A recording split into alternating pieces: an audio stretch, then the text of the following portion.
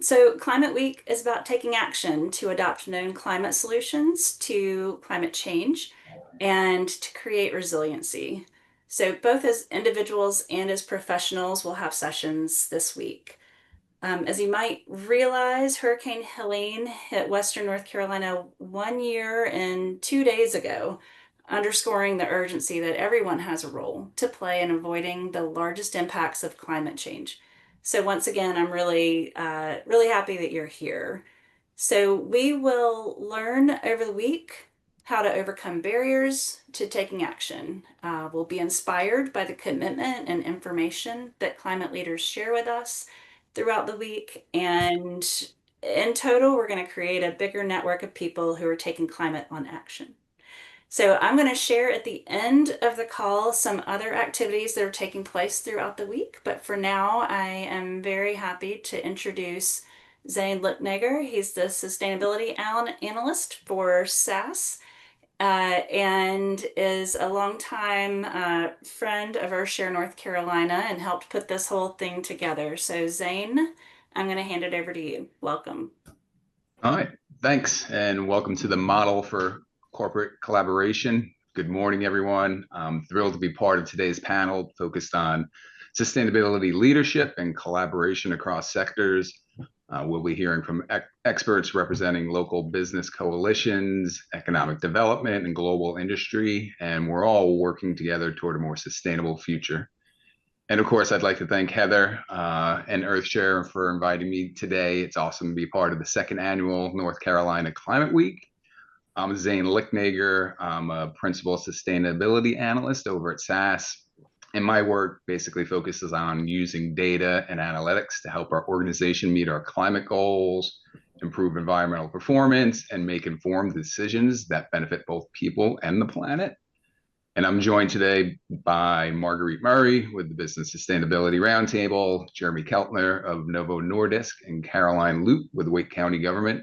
And you'll get to hear from all three of those folks soon.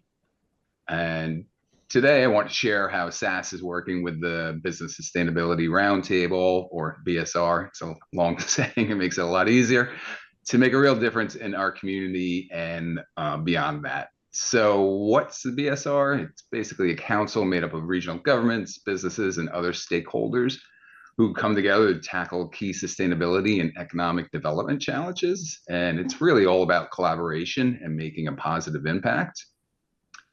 And many of you may already know that SAS is a leader in AI and data analytics, but I want you all to know that we are also deeply committed to sustainability.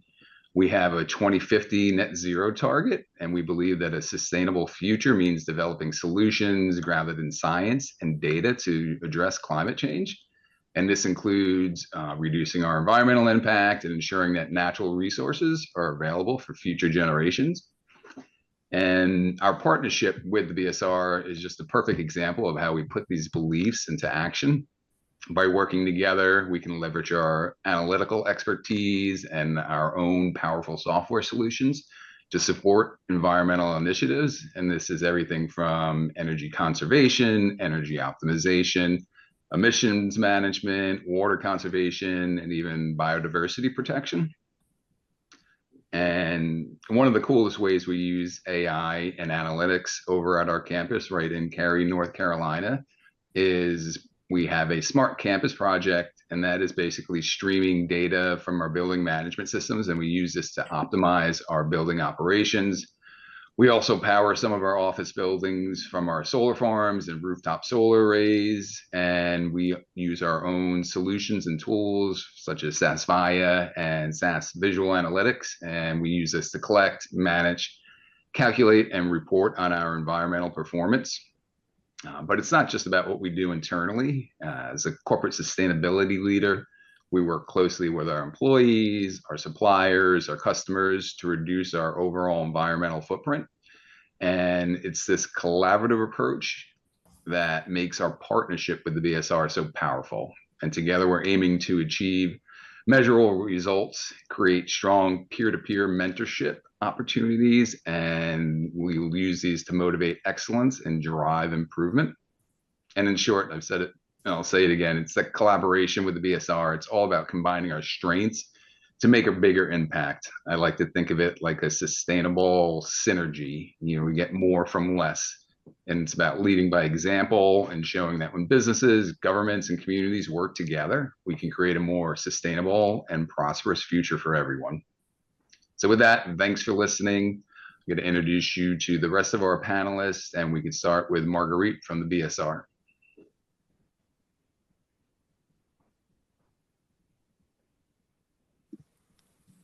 Hi, everyone. Thanks for joining us today. It is so fantastic to celebrate Earth Week in North Carolina. I love that we're bringing it home down to local action for our environment. I lead the Business Sustainability Roundtable for the Greater Raleigh Chamber. And as Zane said, it's a multidisciplinary group of businesses, academia, and local government working together for the long-term vitality of our region, both through sustainability practices, but also through mindful investments in our economy.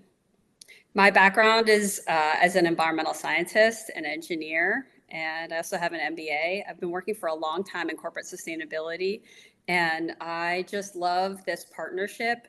My experience has shown that partnerships are essential for us to move forward in ways that make sense for our economies and also for our Earth. So I'm really thrilled to be here. We've got some great panelists on. I'll hand it over to Caroline so she can introduce herself. Great. Thank you, Marguerite. And I'm pleased to be here as well. My name's Caroline Loop. I'm with Wake County Government. I'm the interim director of the Environmental Services Department. And in our department and in other departments, we work together to interact with the Business Sustainability Roundtable. Wake County's growing very quickly. We're adding 66 people a day net. And so this collaborative partnership is really important to us in our operations and leadership within this community. So, so thank you for being here, and I look forward to the discussion. Jeremy? Yeah, thank you, Caroline. I'm Jeremy Keltner, a project manager for Novo Nordisk. Project manager for something called industrial symbiosis, which is just Novo's term for creating a circular economy. I've been with Novo for a little over 6 years, and entirely for that 6 years, I have learned sustainability and become increasingly knowledgeable of the resources that exist in North Carolina that I wasn't aware of before. Prior to coming to Novo Nordisk, I was in the nuclear industry and focused mostly on compliance. So this has been a great journey for myself. Novo is a very committed sustainability leader. They have all of their production facilities in the U.S. Under the electrical renewable energy coverage under the RE100 standard. And they have been part of the World Wildlife Federation since the 90s. So it's been a journey that is near and dear to Novo, and it speaks to their values as a company. Yep. Happy to be part of the BSR. BSR extends that sustainability focus, and it brings in partners who have that same mindset in working together and in achieving these sustainability initiatives. Back to you, Marguerite. Zane, shall I give a background on the BSR for everyone? Yeah, so I think that would be great. And just so everyone knows, we'll just start with a few Q&A. I have some questions for each of the panelists, and we'll just follow that format for a bit. And then we can do a Q&A with the audience at the end. But if there's any questions, I guess you can drop them in the chat or raise your hand. I'm not sure if you can raise your hand in this format. I'm more familiar with Teams, but yeah, get your questions out there, and we'll try to get them answered before the end of the session. But I think an intro to the BSR right now would be great. So the BSR actually began in 2011. And it was a pairing of some really engaged, interested companies. I think ultimately Bayer Crop Science actually gave SAS a call and said, hey, we've got these reporting recommendations coming out for sustainability. What are you guys doing? Can we learn from each other? And from that, the early version of the BSR was created. Burt's Bees was on board, IBM, who's still a member now, Novozymes, Quintiles, John Deere, NC State. It was a pretty hefty group of companies really just getting together, looking to collaborate and share information and understand what everybody else was doing, and looking to move the needle forward in a collaborative way. So it was really an information sharing group. It was probably from about 2011 to 2017 that the group operated in this way. And then I don't know if you all remember, there was kind of a dip in sustainability in our country for a while. And at that time, the BSR kind of went quiet. But it came back to life again when Fujifilm Diosynth came to our region. They have really strong sustainability goals. If you're at the summit on Friday, they'll be sitting in on our panel discussion on sustainability. But when they came to the area, it was part of their economic development package that the Greater Raleigh Chamber sponsor and fund the kind of new version of the BSR. And in 2024, I came on board to develop a 3-year strategy and develop out the leadership team and begin true work as the BSR.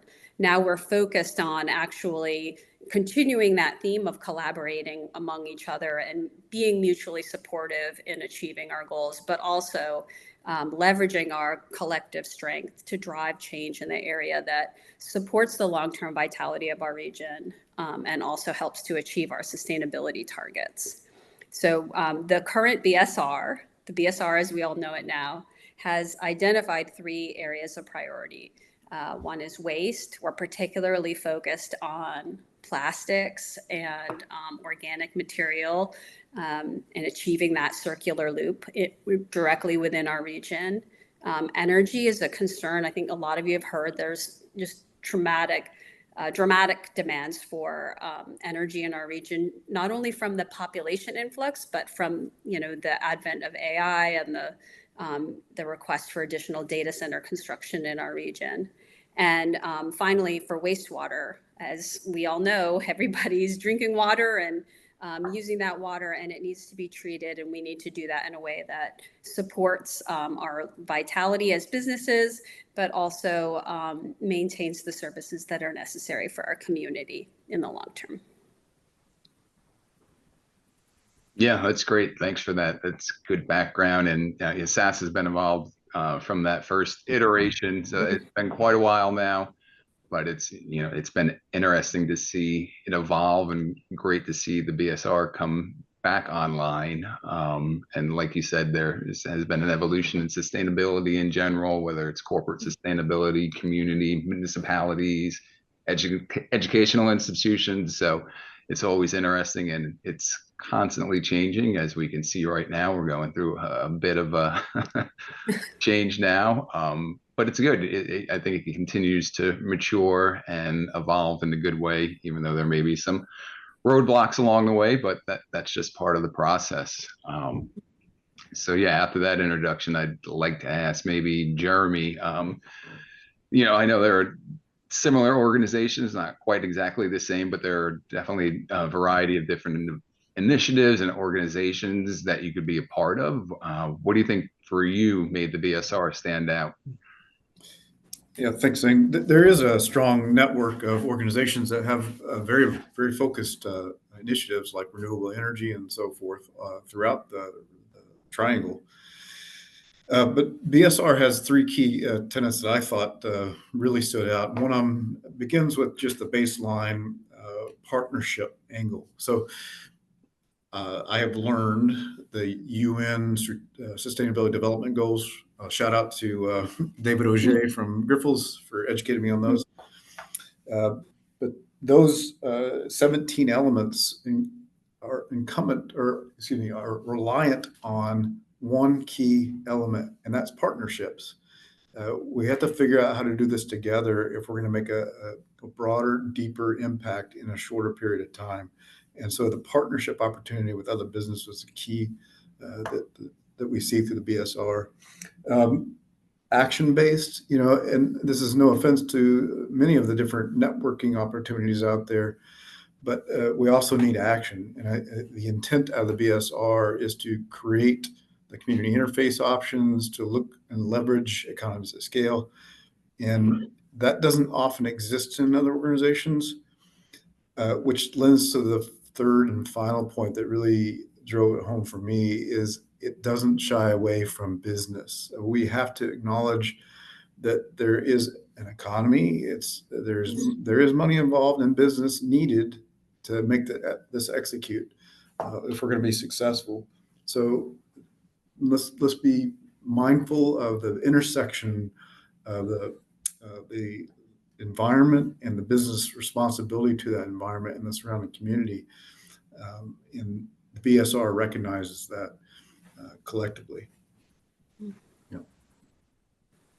Yeah, agreed. We often say, it has to be not only green environmentally, but green economically. It has to make business sense, especially from my side and my organization and the corporate side. So yeah, you can see there are some challenges with that.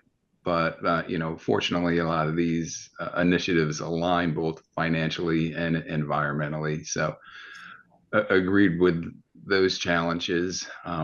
And yeah, let's move over to Caroline. And, again, choosing the BSR and to be aligned with the BSR. How does that align with your organization's core missions or just your values in general? Yeah, well, Wake County has approximately 1.2 million residents now. We work with 12 core municipalities. So everything we do is collaborative by the very nature of our service. The county's mission is to provide excellent public service through collaborative, inclusive, and sustainable solutions that prioritize the well-being of our community. And so our community includes both the residents and businesses and people who visit this area. So it's important for all voices to be heard within our organization. And the BSR is an excellent link to businesses that are committed to those same areas. So we recognize that there's some constraints on our natural resources, and working with the community, the business community, we're more thoughtful and providing more leadership in those areas. So that relationship is really, really valuable to us as a local government. Yeah, that's great. And have you seen like a case in point, how working collectively is better than working individually? Do you have any examples of that or? Yeah. When we do a lot of planning as Wake County government. One example of that now is our draft One Water plan. We've been working for several years to advance a plan that really values and takes into account all different forms of water. So that would be stormwater, rainwater, wastewater, groundwater, surface water. And you may wonder how that relates to climate, but with these climate changes, we're seeing flashier storms and different patterns of weather that we're coming and responding to. So we administer floodplain ordinances and that kind of thing. So working with the business community and planning for our water use and implementing things like green stormwater infrastructure and testing out various techniques to preserve and enhance our water quality has been really valuable to us so that we can share that with the broader community and identify really best practices for how we can all work together to ensure that we have sustainable resources for our needs in this area. Yeah, I think that's interesting. And it shows, a lot of our groups and folks in the BSR align with, we have common goals and common needs. But, it doesn't have to be, perfect for everybody. There are differences in the organizations. And as far as SAS is concerned, water is important. We definitely have water conservation efforts. We have water reduction goals, but we're not manufacturing anything per se. So most of our water usage is office building cooling, just flow fixtures in the cafes and our HVAC units, but we don't use a ton from that point. But I think when we have other folks really hammering away and we need to have these water resources available, we need to be able to address different types of water and how we can use it, that we can kind of piggyback along with that. Whereas SAS, being the driver for that change may not necessarily be our role in this. We're much more energy focused. There is, again, that collaboration with other groups in the BSR and that synergy where we can help one another and all be pulling on that rope in the same direction.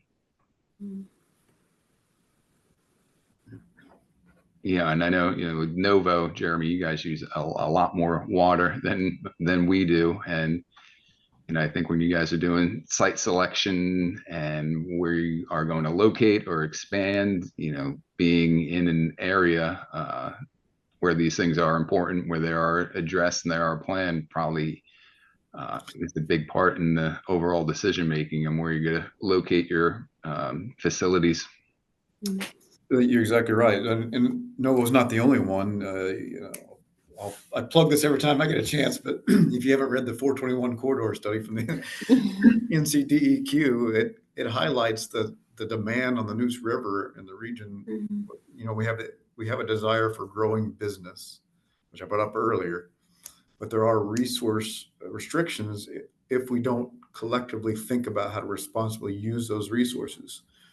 And here's the opportunity with the BSR to really think about how we're collectively using those resources. And we're not trying to hinder that business growth. We're trying to reframe how to think about those resources and continue to draw those businesses in, but using those resources differently and more responsibly. But yes, you're exactly right, Zane. Novo uses quite a bit of volume. They're a manufacturing facility. We have 3 manufacturing facilities in Clayton and 1 in Durham. And the region has biomanufacturing, hundreds of companies in the area, but not just to bio. There's any industry, chip manufacturing. You think about the news and the data centers coming online, heavy water intensive processes that we need to talk about and work together on to resolve. Yeah, I think one of the really interesting things about infrastructure is I think a lot of us expect that we have water when we turn on the faucet, and that the water that comes out of our wastewater treatment plants is, when it hits the river, it's clean and it's not going to impact the river, and that energy is going to be available at a reasonable cost and it's going to be reliable. But it takes a lot of work on the part of our local governments, our economic development, DEQ, everyone, to make those plans that are necessary to ensure that that happens, especially there's just so much growth in population and in business growth in our state. And so creating a space where business can give their perspective on what's important to them, and that can come into the discussion with, and also what they see changing over time, what their plans are for their manufacturing site, what their plans are for their office buildings, really helps with the planning process overall. And I think one of the things that we may forget is, I guess, 2 things I'm thinking of is, one, businesses use a lot of resources, but they also contribute to a very high quality of life for all of us in North Carolina. And so that sharing between business and the residents is really important, and creating a partnership for thoughtful progress is important. I think also one of the things that businesses really need when they look to come to our area is they need a really high level of confidence that they're going to have the resources that they need at the cost that they expect. Because when they're planning their operating costs and they're looking at the availability of workforce, they're looking at a whole myriad of features when they're evaluating, do they want to put their site in North Carolina, or do they want to put it in Georgia, or is Boston better, or, they look at a whole bunch of different things, and we need to be able to fulfill our commitments to the businesses that come to the area, that will have the resources that they need to be successful. So, Wake County government, Caroline highlighted the work that they're doing on water. They're also doing some really important work on solid waste as well, managing our landfill capacity and looking like progressively at what's it going to be like in our area down the line? What type of infrastructure do we need to support that? And so in that way, this multidisciplinary influence is really important in ensuring that we develop good solutions to our infrastructure needs in the future. Yeah, absolutely. You can see the strengths and the advantages of having this. So I want to go back to Caroline from like the Wake County perspective. If we didn't have this partnership, do you think it would hamper our region's sustainability efforts? Has this helped get the word out, or just collect information and seeing what folks are looking for? Can you speak to that a little? Sure. If we didn't have this partnership, we would have more of a kind of disparate approach to some of these challenges in our area. What the partnership really does is bring these entities together across sectors to create strategic goals and to really share knowledge among the business community. So it allows us to more quickly and efficiently get some information out to the business community and get feedback back, and also have a real thoughtful mechanism for sharing out information beyond the BSR to businesses in this area. So it really creates a bit of its own ecosystem of knowledge sharing and cross-pollination of ideas to advance in a more sustainable area.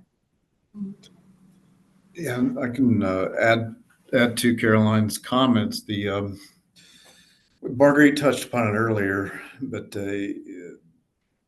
and Caroline was referring to it. We're right now all trying to do very great things on sustainability and taking great effort to achieve those things.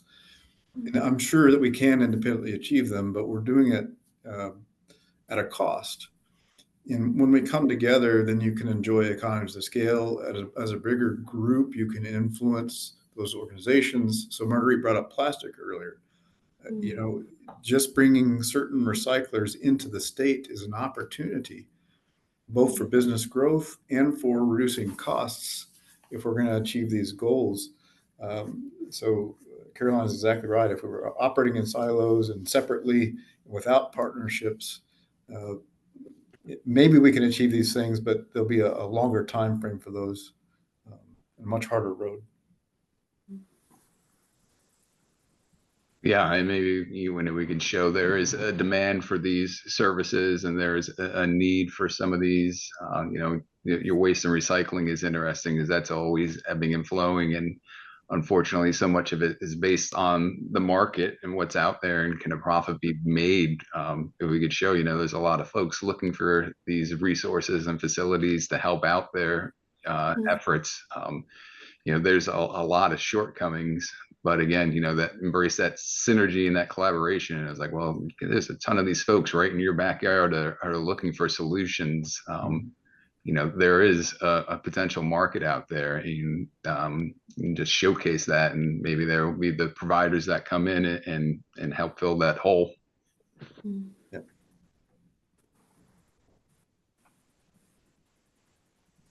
So back to Marguerite. So now that you've been involved with BSR for a while, and thanks for all you do. It's been great. I know we talk a lot about this, but where do you see this going and heading? I guess if I look sometime down the line, I hope that it's still a really active group. I'm hoping that with our focus on like delivering measurable results, that that it will stay that way as we continue to see returns. We have an exciting target for this year.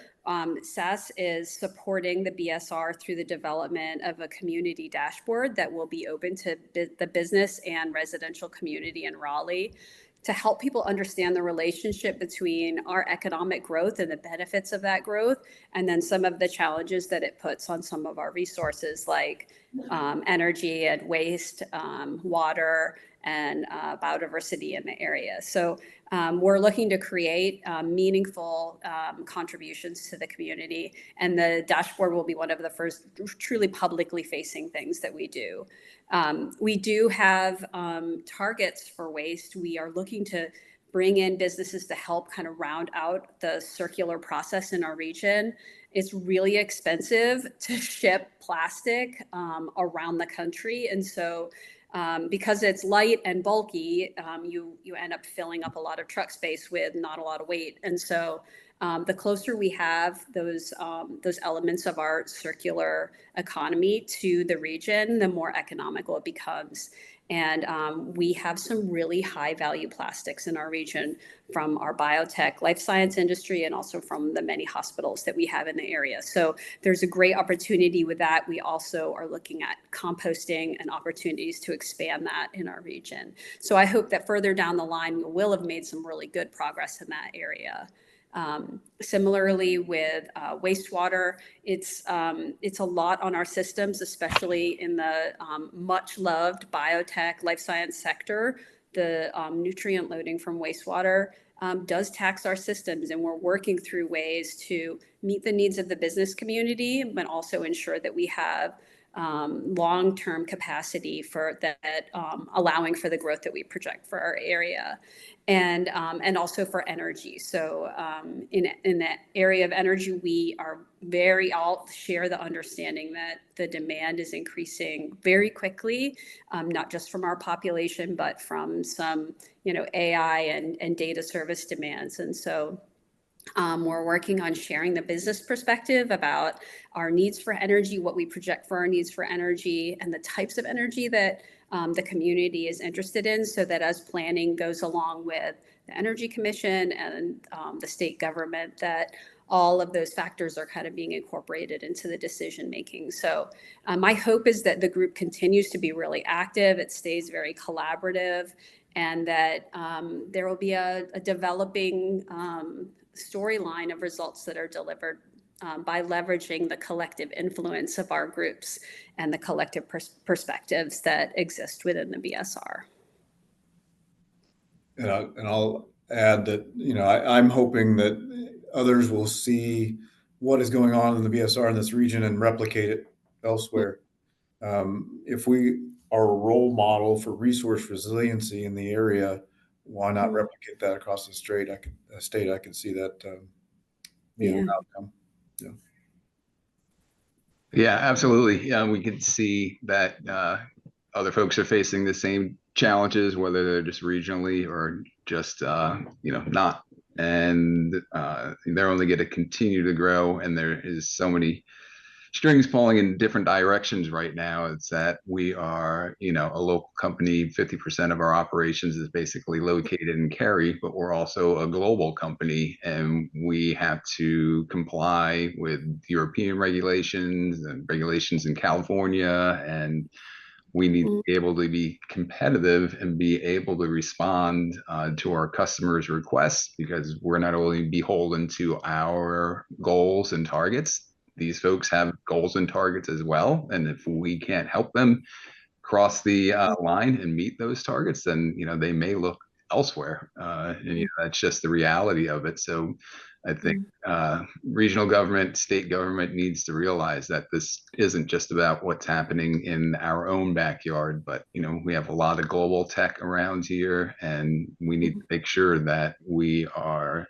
leaders. And I think that's what the BSR represents. It's attracting a certain brand of companies and organizations that just don't want to meet the status quo. They want to go beyond that and use that as an example. And like you said, Jeremy, the BSR itself can be an example, and hopefully something that can be replicated and used as a model around the state, or however far it goes. Yeah, I think one of the things that, just having worked in the global space for corporations, I think one of the things that is often missed is that when it comes down to actually reporting on what you've done against your sustainability targets, there's supply chain work, and that's a little bit more abstract, but a lot of it comes down to activities that happen at your sites. And so if Raleigh is creating opportunities for things to happen at sites, that's really good for our local businesses. I think it also begins to develop a story about who we want to be in the future as a region. The more efficient our businesses are and how they manage resources, the more business we can have and the more we can sustain. And I think there's some really exciting developments from a technology standpoint, from a partnership standpoint, and ways that cities can and regions can operate going forward.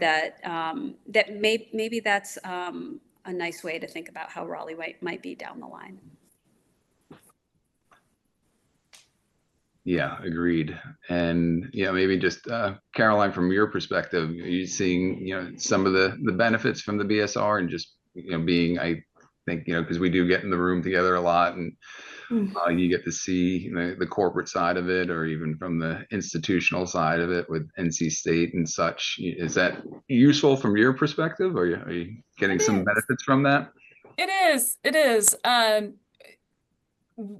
We have two major items going on right now. We have the One Water plan, Right. which is a plan for how we can work together to ensure that there's sufficient water for our needs for the next 50 years, which is a big undertaking, big and ambitious undertaking. So those conversations with the BSR have been really important to us. And Wake County can't do all of the things on our own. So working with the business community and understanding your perspectives and where you want to go with water is also really important to that success. We also have planning for beyond our current residential landfill, our what we call our Beyond the South Wake landfill study. And so that landfill is paid for by homeowners, and so it generally serves residents. But as we look beyond 15 years, 20 years into what is our next waste solution, the business community has an important voice in that, because there may be economies of scale that we're not recognizing or taking advantage of now that may come into play with that next solution. So it may be another landfill, it may be waste to energy, or a new solution for our community. And when you think about a landfill, we use the landfill gas. When you think about waste to energy, that's an energy component. So all of these things that we do for resources, in terms of planning, have an impact on climate. Our Board of Commissioners also has a resolution for clean energy by 2050, and that the way businesses approach that also help inform how we approach that. So there's really a lot of both planning for success decades into the future and collaboration between the groups and to be successful. So we've experienced those benefits and appreciate the business community sharing perspectives on an ongoing basis with us about that. Yeah, I think that's the key tenet for me, Caroline, is the perspective. I don't have an appreciation, or didn't have an appreciation, for end users, generators, and so forth. And how do we collectively understand that together? So Marguerite, we've been going through an exercise for all the generators, the middle persons between the transporters of waste and the end users. And I didn't have that deep knowledge that I have gained over this period of time. And I think once we have that step back and have a broader perspective of all those different players and the different voices, it'll help us influence a pathway a little better. Yeah. Well, and Jeremy, I know Novo Nordisk has interest in directly collaborating with other companies on heat and other factors. You want to share a little bit about industrial symbiosis? I know probably some of our group has heard about it, but there's a great example that kind of shows the maybe like the pinnacle of what an interconnected circular community might look like. Well, yeah, thanks for that that tee up, Marguerite. Yeah, so industrial symbiosis, I mentioned at the beginning of the stage, there are different names. The Department of Energy and World Economic Forum, they call it industrial clustering or industrial coupling. But the example that Novo and the culture that Novo has exists in Denmark today. It's existed for over 50 years. They have major production in Kalundborg, Denmark, and you can look up Kalundborg symbiosis. They are trying to replicate that model throughout the world, and there are examples throughout the world. You have heat loops that are shared between companies. You have district cooling loops that are used between companies. In the case of Kalundborg, they have 17 companies who, in some fashion or form, will share either that loop or waste streams, including one company taking the waste stream from one and developing a new product from another. And I think that's the genesis of innovation and something we can replicate here regionally. It diverts from landfill. It creates resource resiliency in the area, and it brings domestic supply to the area. And it seems like a win-win-win that we should figure out how to make work. And that's the pleasure I have of having a company that has that existing and wants to replicate that. Yeah, that's some fascinating stuff right there. Pretty lofty for sure. But yeah, I want to, just again, the theme is that collaboration and circle back to some of the other things we do with the BSR. And, Marguerite, you've certainly done a fantastic job coming in and, herding the cats and making us more directed and targeted and giving us goals and stuff. But, one of the things I do love about it is just, the conversations that we have when we do get together. It always doesn't have to be a big agenda item, but we're always exchanging ideas. For example, one of the things is our workplace charging program, right? Transportation in North Carolina is now the #1 source of carbon emissions. Unfortunately, we struggle with it at SAS, and we've tried carpool, we've tried this, we tried that, and the truth of the matter, most folks like their single occupancy vehicles to drive on and off campus. So we started a workplace charging program, and just to talk to other folks about the use policy and how do you administrate it, and what do you do with legal, what do you do with security and all that stuff. So we've had a lot of general conversation about what we're doing, giving and getting ideas for other folks along those lines. Another example that comes to mind are the apiary beehives that we have on campus. So we've hosted other groups to come out and take a look at our beehives. It may seem like a bit much. Again, some risk and legal things there, but it's turned out to be a great project for us. Some of the folks we've hosted on our campus have started their own projects on their facilities. So again, just these basic exchange of ideas and best practices. Jeremy came out to SAS recently just to check out what we're doing, and I talked about some of our smart campus initiatives with our IoT folks and streaming data to optimize and get the best out of our building performances. We can show them some of those things, and we're going to have a trip out there because we are more interested in what they're doing with their composting and how that works in their cafes. There's a lot of little nuances that you don't think of, especially when you get your food services group involved, your housekeeping folks, and just how you manage it. What do you do for your flatware, and what do you do for your containers and all that stuff? So, just it's great, just general exchange. It always doesn't have to be, not that they're great ideas, but these huge lofty projects. It's like, all right, we just need to do a little better with our composting in our break rooms. What do you guys have going on? So another great part of the BSR. So no, the benchmarking opportunity, Zane, is huge. Having to go to your site to understand how you're collecting rainwater and cisterns it helps me from an advocate of creating those projects on our side as well, because I can learn from you about what is good and what's bad, and really shapes how I present things too. So it's invaluable.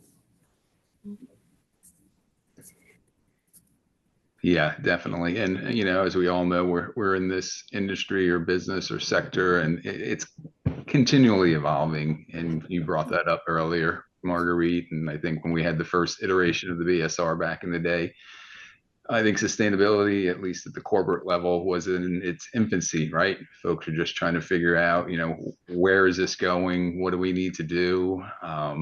Where is this headed? And then, you mentioned that there seemed to be a little bit of a lull there. I think a lot of people had those initial conversations, went back and was like, all right, we need to figure out our carbon emissions. How are we going to do all these calculations? How do we figure all that? We need to set targets, measure progress, and then, all right, we're here. Everybody's coming back out, but depending on which way the wind blows, is there risk involved? And now we have to change the terminology, and I think it's being more business driven now.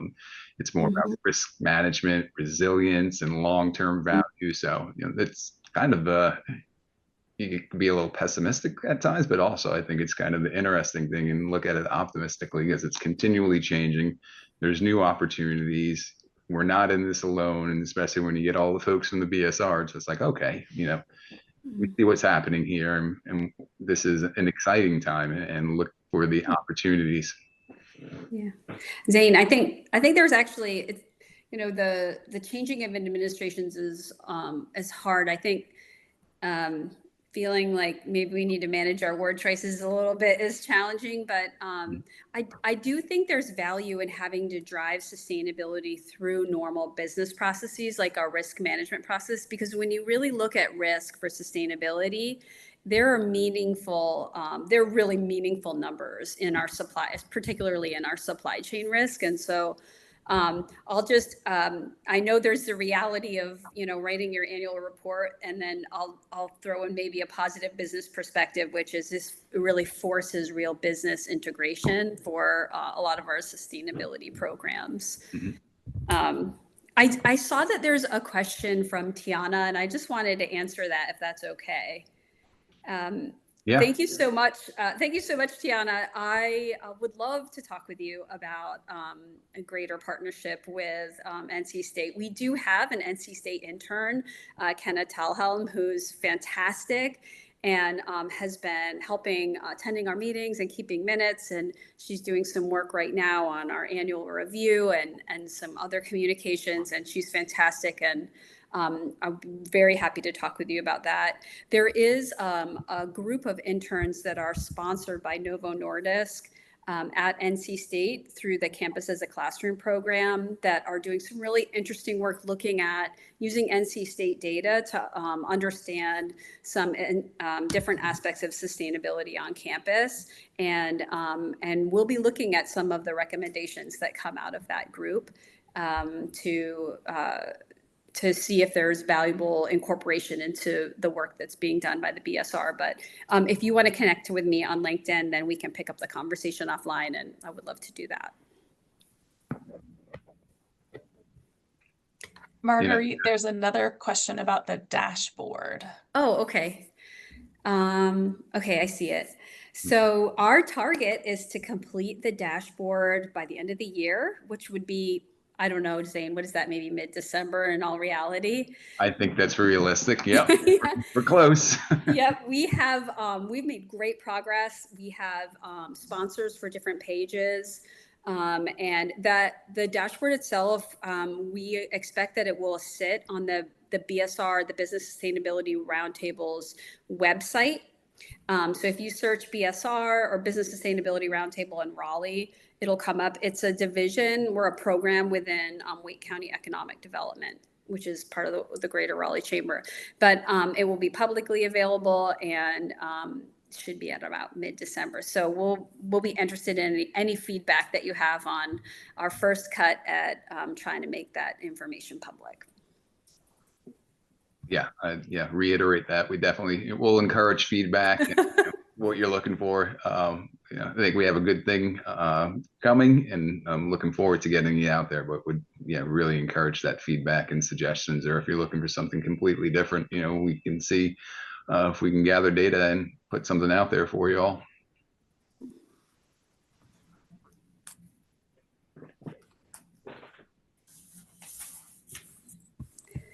All right. Well, I just want to thank Marguerite and Jeremy and Caroline for your time and all that you guys do. I've enjoyed working with all of you over the last few years here, and encouraged by what we've done and where it's headed. Great. And I'll just say I saw one last question from Carrie with the NC Museum of Natural Sciences. If you just connect with me on LinkedIn, same with Tiana, then we can continue the conversation offline.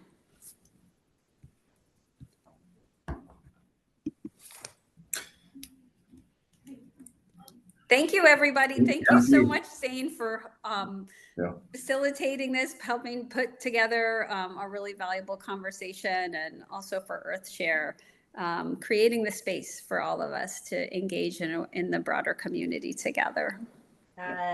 Thank you for everyone coming. I have a couple of wrap-up remarks. This has just been a fantastic session, and I will say that every time I hear these people speak about anything, it ends up ending in, well, I'm going over to his place next week to check out and see their composting system or anything else. So it really is a place for collaboration and support. So thank you to all the presenters. I want to invite everyone to take advantage of what the full week has to offer. There are 10 climate action workshops throughout the week, a career showcase, climate-related events taking place, and the finale is the NC Climate Week Summit in Greensboro on Friday. We have probably more than 40 professionals now taking part in some part of Climate Week. I hope you'll take advantage of everything that they have to offer. You're going to see next some links in the chat to the climate action workshops, to the summit, and so again, I hope you'll take advantage of that. And just to wrap us up, we have a 5-question survey that's a poll that's popping up on the screen now. Please take the 3 minutes that it will take to complete that. As you answer, it's self-guided, so you'll move through those 5 questions and can hop off when you're done. But obviously this helps us with our planning this year and next. So you can go ahead and do that now. I see people starting to take it. Thank you. Oh, and while people are taking it, I will tell you, if you are interested in the conversation about business collaboration and solutions today, at the summit, there is a breakout session with Jerry from SAS and Shiva Daywood from Minerva Lithium and others that are on scaling circular EV supply chain. So, the word is that there's going to be a 17% increase in demand for lithium by 2030. That EVs will comprise 70 or 80% of global vehicles by 2030. So this is a big challenge that we have of moving to sustainability. And at the summit, there will be a breakout session talking about where the collaboration is in that space of the circular EV supply chain. So great thing to come check out.